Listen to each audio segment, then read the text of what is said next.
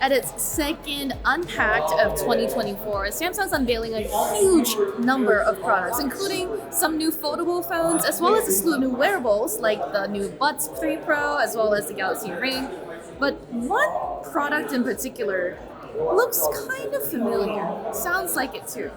It's the Galaxy Watch Ultra. It is Samsung's most premium smartwatch it has ever made, and also its most durable. And you can probably tell by its name where Samsung got a lot of the inspiration for this product from.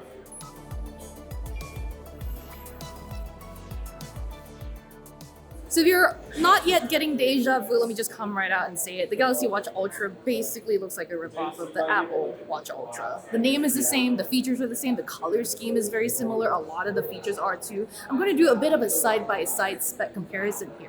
The Galaxy Watch Ultra has a 47mm case. The Apple Watch Ultra, 49mm. The Galaxy Watch Ultra can withstand being under up to 100 liters of water, so 10 ADMs of water resistance. The Galaxy Watch Ultra also resists up to 100 liters of water. The Galaxy Watch Ultra has this rubbery orange band with a ribbed kind of texture. The Apple Watch Ultra has this one as well. The Galaxy Watch Ultra has 3 different buttons on the side. In fact, it has a new button that Samsung is introducing to the Galaxy series. It's this orange round one in the middle, which also looks familiar. And yet, Samsung's is a little bit different, right? It has 3 buttons here instead of just kind of 2 with a dial on the right, like the Apple version. On the Samsung Galaxy Watch Ultra, this orange button in the middle is customizable. You can use it to launch a slew of apps, launch a workout. And although it does rotate, you cannot use this to scroll through the interface. It is very strange, very weird. Not something I am used to. And there's no spinning bezel on the Galaxy Watch Ultra, so you'll have to find another way to scroll. So far, it seems like you're only going to be able to use your fingers to touch the screen. Now, just like the Apple Watch Ultra, the Galaxy Watch Ultra's buttons are also depressingly easy to depress.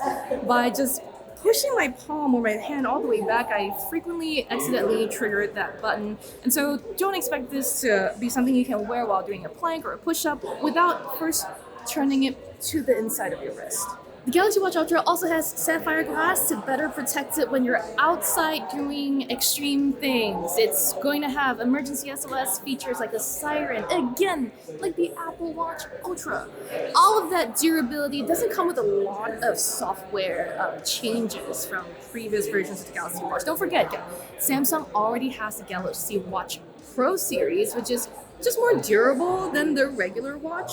If you're a fan also, by the way, of the spinning bezel, that's not available here, but you can get it in the Watch Classic, which is about at least 2 generations old by now. And there's also the Galaxy Watch 7 that was launched this year. It is basically the same as every Galaxy Watch you've seen, the very pared down basic version without a spinning bezel.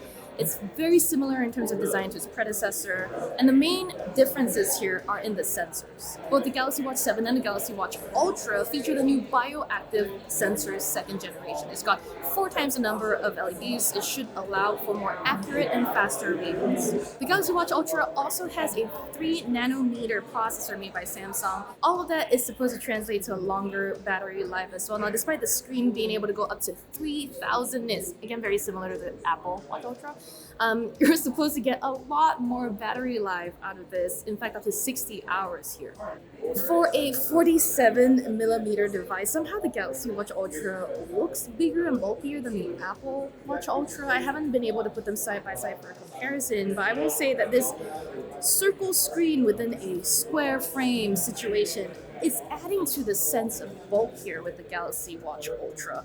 It sits fine on my wrist, and I do have petite wrist.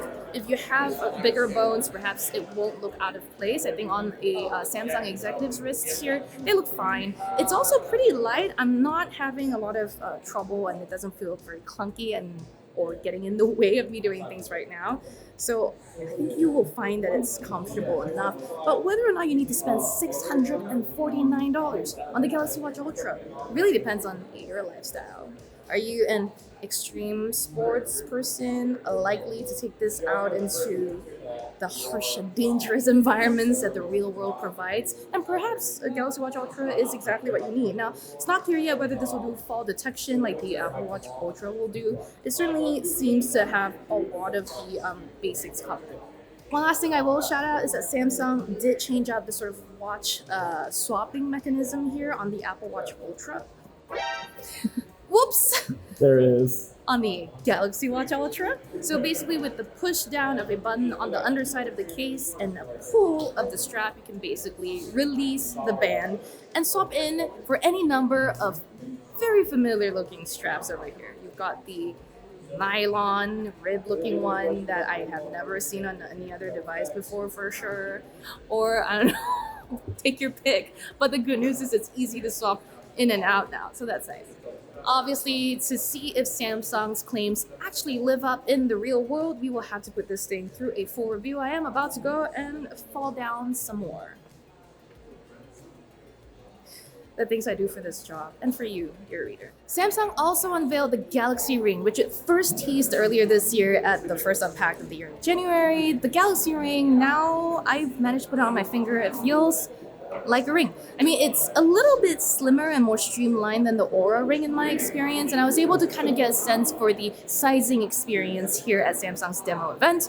You'll basically try out a number of different dummy rings to see what fits you best. This is quite similar to the retail experience where you'll have a Samsung representative kind of walk you through the process. You'll be advised to first try it out on your primary finger and then clench and make a fist and that sort of thing just to see if you're cutting off circulation. You don't want something that's too tight, but you also don't want something that's so loose it's going to slip off once you wave at someone, for example.